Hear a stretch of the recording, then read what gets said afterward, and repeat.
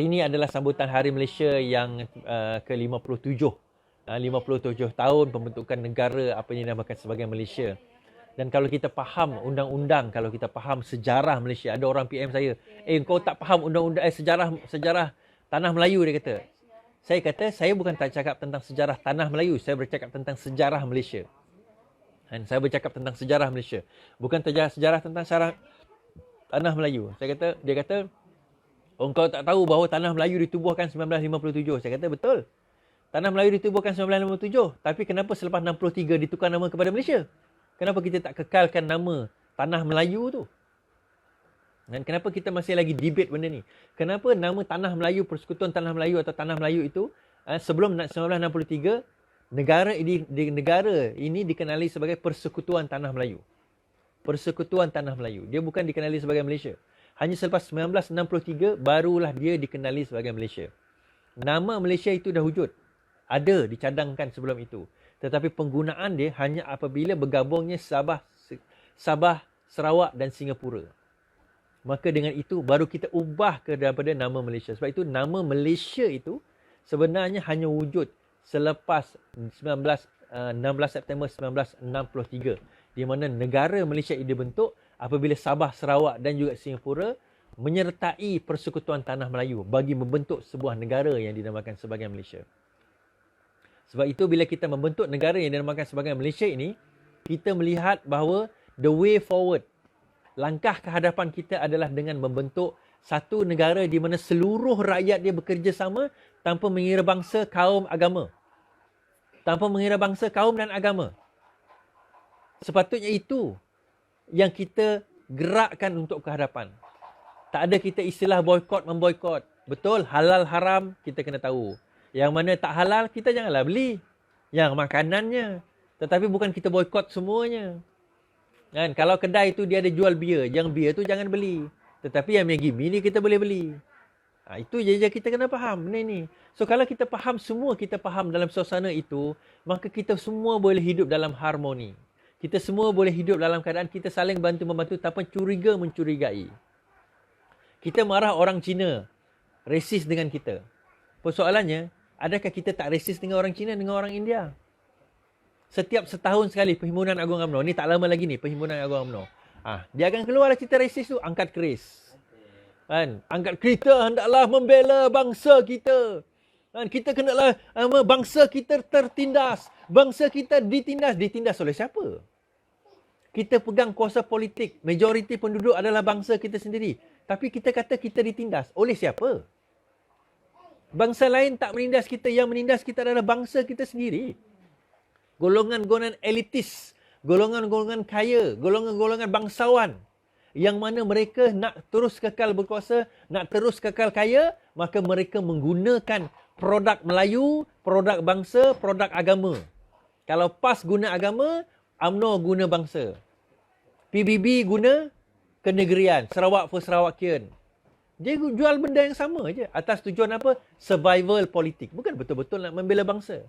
Sebab kalau kita betul-betul membela bangsa, kalau UMNO itu betul-betul membela bangsa, dah tak ada cerita dah Melayu tertindas, Melayu mundur, Melayu miskin. Tak ada dah. Sepatutnya dah tak ada. 60 tahun. Tuan-tuan, 60 tahun dah boleh pencen dah UMNO. 60 tahun. PAS dah boleh pencen dah. Orang yang kerja 60 tahun lepas, sepatutnya umur dia 60. Bukan 60 tahun lepas. Biasanya orang kerja 20. Umur dia 20. Umur dia 60 dah boleh pencen. Ini seolah-olah dia kerja 60 tahun lepas. Takkan 60 tahun tak selesai masalah Melayu, tak selesai masalah Islam. Itu yang kadang-kadang jadi persoalan kita sebenarnya. Dikatakan membela Melayu, tetapi kenapa Melayu masih ditindas? So kalau kita bagi seseorang itu satu tugasan, 60 tahun dia buat, gagal lagi, adakah kita akan bagi peluang yang sama?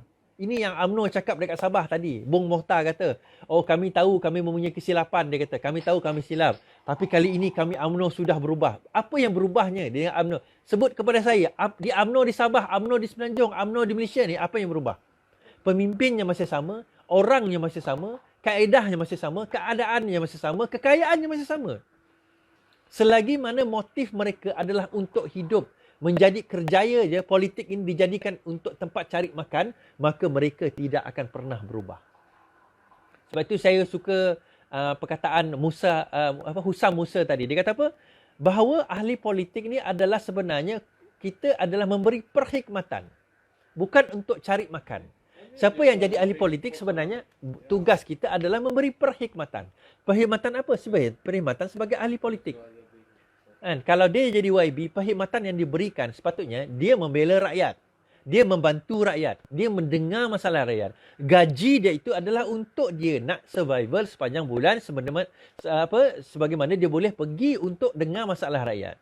Tapi bila kita pergi ke satu tempat, kita tak payah cerita lah YB itu tak nampak muka. Tak apalah. Tetapi kita cerita, macam saya tempat contoh saya pergi Asajaya tadi.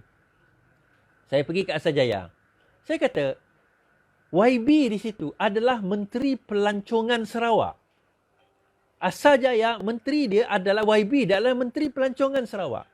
Tapi kalau saya jadi dia, saya rasa malu. Karim. Apa nama penuhnya? Karim Hamzah. YB Karim Hamzah. Kalau saya jadi YB Karim Hamzah, saya malu. Sebab apa saya kata? Dia umpama macam ni. Dia adalah biro pencuci tandas. Tapi rumah dia, tandas paling kotor adalah rumah dia. Umpamanya macam tu lah. Bukan saya kata Asajaya itu kotor. Dia ni Menteri Pelancongan. Tetapi pelancongan di tempat dia langsung tak ada. Apa pelancongan yang kita boleh nampak dekat Asajaya ni? Apa benda yang kita boleh bangkitkan dekat Asajaya? Okey, tak payah cerita pelancongan lah. Internet pun, jaringan internet dia terlalu lemah. Saya pergi kawasan bandar Pekan itu bolehlah sikit, saya kata. Temirat Lot tu bolehlah sikit. Tapi bila kita masuk macam kawasan Serpan, internet langsung tak ada. Jadi bagaimana Sarawak memperuntukkan 1 bilion dalam bajet 2019. 2018 ke 2018 pun dia membajetkan bilion untuk digital ekonomi, tetapi dalam hal infrastruktur ekonomi itu tidak mampu untuk kita nak membangunkan hal bajet Sarawak. Kita bercakap 57 tahun pembentukan negara Malaysia. Maksudnya kalau orang itu lahir 1963, sekarang ini umur dia 57 tahun. Bukan setakat dah beranak, dah bercucu, mungkin dah bercicit dah. Tetapi kita boleh lihat negara kita, negeri kita, Sarawak ini masih dalam keadaan macam ni. Saya bagi contoh Asajaya tu saya kata. Asajaya. Kenapa saya sebut Asajaya? Sebab tempat itu saya pergi. Penduduk dia majoriti adalah Melayu Bumiputera.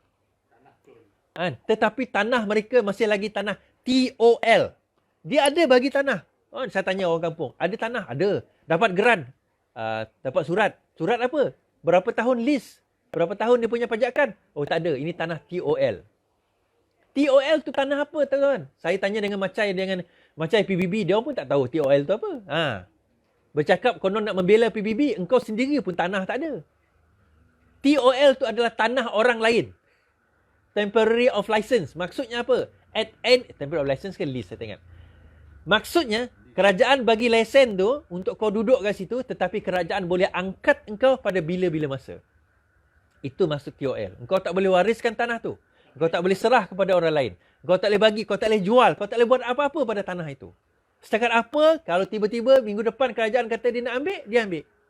Dia mungkin bagi pampasan, tapi pampasan kepada rumah, bukan kepada tanah. Kenapa? Sarawak 124,000 kilometer persegi. Kalau saya bagi seorang penduduk Sarawak ni satu lot tanah, banyak lagi. Maksudnya daripada anak yang lahir sampai kepada yang paling tua sekarang di Sarawak. Saya bagi satu lot tanah, 2.7 juta penduduk, kita masih banyak lagi tanah berlebihan dekat Sarawak ni. Nak tunjuk besarnya Sarawak ni. 124,000 kilometer persegi keluasan dia. Tetapi kenapa penduduk dia masih lagi duduk di atas tanah TOL? Sedangkan YB, tanah bergelong-gelong. Tanah geran. Tanah sawit beratus ribu hektar. Company boleh bagi beratus ribu hektar. Tetapi penduduk kampung nak bagi tanah sekangkang kera pun susah. Temporary occupation license. Temporary occupation license. Betul-betul. Temporary occupation license. Terima kasih kepada setiausaha saya. Paman. Nasib baik boleh jadi setiausaha politik. Kenapa saya kata macam tu? Sebab itu sekarang ini kita sebut ini sebagai tanah air kita. Bukan Sarawak aja, saya sebut tentang Semenanjung pun sama. Saya sebut tentang mana-mana Sabah pun sama. Tanah air Bahasa Melayu ni cantik tuan-tuan dan puan-puan. Tanah air. Kerana biasanya dulu orang kalau nak buat penempatan, dia buat tepi sungai, tepi laut. Kan? Biasanya kalau dia buat tepi sungai, kalau dia pacak rumah dia kat situ, bukan sekat tanah tu dia punya. Sungai tu, bahagian itu, maka itu pun dia punya. Sebab itu dipanggil tanah air. Tanah dan air itu kita yang punya. Sekarang ni tuan-tuan dan puan-puan, jangan kata tanah air pun tak ada. Ada setengah tempat kampung bukan tak ada air. Air hujan ada, air songkang ada, air sungai ada. Air bersih terawat tu tak ada. So macam mana kita nak panggil ini tanah air kita? Sedangkan tanah tok lot pun orang tak mampu nak bagi. Geran pun kerajaan tak mampu nak bagi. Jadi bila bangsa lain mampu beli tanah, kenapa kita nak marah mereka? Kenapa kita nak hina mereka? Kenapa kita nak hentam mereka? Sedangkan kerajaan kita sendiri tak nak bantu rakyat dan penduduk dia sendiri. Tapi dia bantu kroni-kroni dia. Company-company dapat beratus ribu. Dia bantu diri dia. Anak beranak dia. Bergelong-gelong tanah dia dapat. Kalau kita lalu kat sini, ini tanah siapa? Ini tanah YB ni. Ini tanah siapa? Ini tanah adik YB ni. Ini tanah siapa? Ini tanah bini YB ni. Ini tanah siapa? Ini tanah dia punya bini dia nombor 2, nombor 3, nombor 4 YB ni. Akhirnya penduduk rakyat dapat apa? Rakyat dapat putih mata. Dapat melihat kekayaan YB. Akhirnya 5 tahun sekali dapat RM50, RM100 pergi mengundi. Sebab itu tuan-tuan dan puan-puan di Sabah kita nak bagi tahu. Kita mesti mula berani berubah. Ada orang kata, tapi warisan juga memerintah sebelum ni. PH juga memerintah sebelum ni. Ya, kau bagi perintah kita 2 tahun je. Tak cukup 1 term. Nak buat perubahan macam mana? Sama juga dengan kerajaan PH, 22 bulan nak buat perubahan macam mana? Janji 5 tahun. Janji 5 tahun. Saya bagi perumpamaan lah. Kita kontraktor terbaik di Malaysia. Kita pun cakap, jumpa dengan seseorang tu, dia kata, Cik Iswardi boleh buat rumah banglo saya yang terbesar, yang paling hebat di Malaysia ni. Boleh, saya kontraktor terbaik. Okey, Cik Iswardi berapa lama nak buat ni? Untuk level tanah, untuk buat, untuk construction, dia punya mansion dengan landscape semua 5 tahun tuan. 5 tahun? Okey, 5 tahun. Kita setuju. Sign agreement 5 tahun. 22 bulan kemudian kamu datang. Nak tengok rumah. Iswardi, kata 5 tahun. Apa pasal tinggal tiang ini? Tanah pun baru buat, rumput pun tak tumbuh. Kenapa tiang je? Kita kata, tuan, janjinya 5 tahun. Iyalah kamu kata kamu kontraktor terbaik. Iyalah memang saya kontraktor terbaik. Tapi janjinya 5 tahun. Apa ni tak tertunai ni? 22 bulan tuan. Janji 5 tahun. Tak ada. Kamu ni kencing. Kamu ni hancing. Nak hancing-kencing macam mana? Janjinya 5 tahun. 22 bulan tak sampai pun 2 tahun. Macam mana kita kata hancing dan kencing sedangkan janjinya 5 tahun? Adil tak? Tak adil. Jadi kalau kamu pun jadi kontraktor, kalau saya kata macam tu, adil tak adil? Cuba fikir. 22 bulan dah jatuh, dah tumbang. Janjinya 5 tahun. Janjinya 5 tahun. Sebab itu saya kata, dalam hal ini, UMNO bila dia kata, kami nak kembalikan mandat kepada kami, maka kami boleh membawa perubahan. Saya kata, perubahan apa yang UMNO boleh bawa? Perubahan UMNO apa yang PBB boleh bawa? Perubahan apa yang GPS boleh bawa? GPS sekarang ni berkuasa di Sarawak ni. Apa lagi perubahan dia nak bawa? Saya pelik. Kan? Saya pelik. Tetapi itulah Sarawak ni dia main budaya politik takut menakutkan. Nak datang turun program saya pun takut. Tak apa. Sebab takut dilihat bersama dengan pembangkang. Itulah zaman pembangkang ni. Macam saya kata itulah. Bila kita pembangkang ramai orang takut. Tapi bila kita dah menang nanti, percayalah. Berkoyan-koyan, berbondong-bondong orang datang mengaku dialah pejuang reformis. Dialah yang menolong, dialah yang membantu. Tak apalah.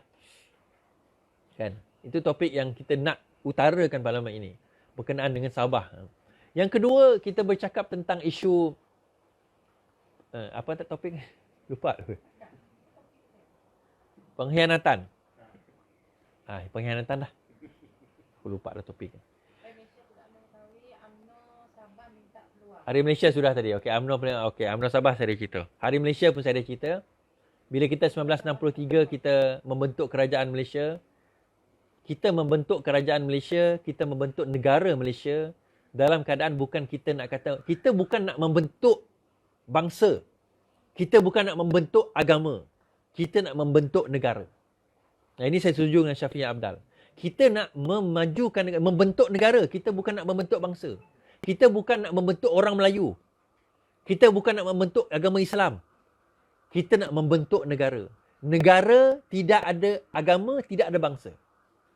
Negara tidak ada agama, tidak ada bangsa. Negara ada identiti dia sendiri. Identitinya adalah rakyat yang hidup di dalam negara itu. Itu identitinya.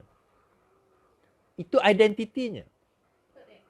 Kerana apa kita saya dah cakap, saya dah bagi tahu. Negara Malaysia bukan negara tanah Melayu, bukan tanah Melayu. Tanah Melayu sebelum 1963, ya, tanah Melayu. Selepas 63, Malaysia. Sebab itu Malaysia, Sabah setuju, Singapura setuju, Sarawak setuju untuk menyertai gagasan tersebut berdasarkan perjanjian Malaysian Agreement 1963. Habis. Saya tak nak ulas panjang-panjang Malaysian Agreement 1963, nanti korang tertidur. Kalau nak tahu Malaysian Agreement 1963, pagi cari debate saya dengan YB Idris Buang di dalam YouTube, cari Iswardi Debate, debat Iswardi. Yang tu saya ada debat saya di dalam YouTube. Iswardi Morning Official. Ada.